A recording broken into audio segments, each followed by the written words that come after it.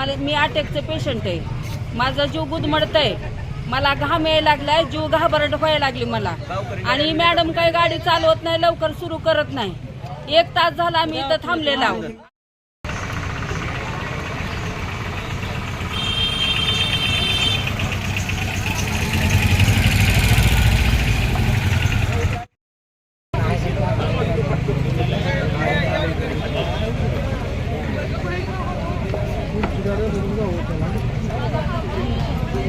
Madam chilli हा मुलाखत नकार दिला म्हणून सांगायला दुसऱ्या गाडीत लावायची व्यवस्था करा त्यांनी.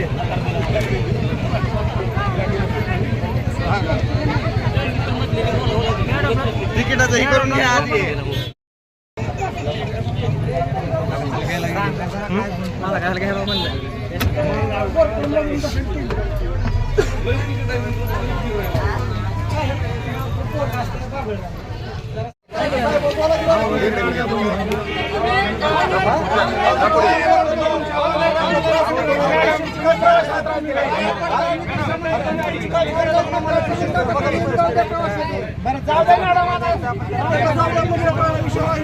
आम्ही दवाखान्यातून आलोय, आता समुद्रवाणी पाटीला उतरायचं, तिथून आम्हाला गावात चालत जायचंय. कधी जायचं आम्ही?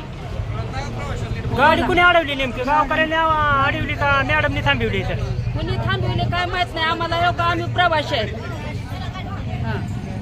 बघा हो का घाम बघा, बघा सगळे लोक बघा माझ्याकडे किती घाम आलाय तुम्हाला. खोटं बोलत नाही, पेशंट आहे मी, पेशंट. का थांबवली गाडी इथे?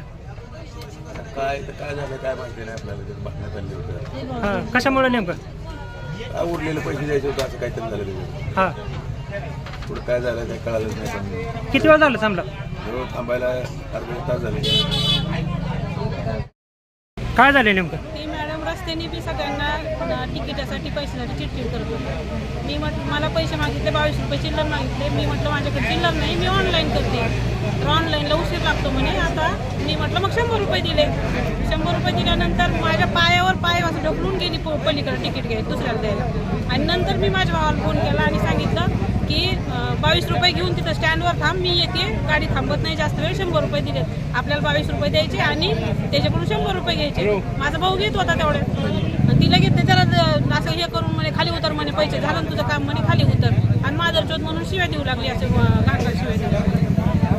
कोणत्या बसमध्ये तुम्ही प्रवास करत होता? गाडी का थांबली मग आता इतकी वेळ? त्यांनीच थांबवलं, पोलिसाला फोन केला आणि गाडी थांबवली.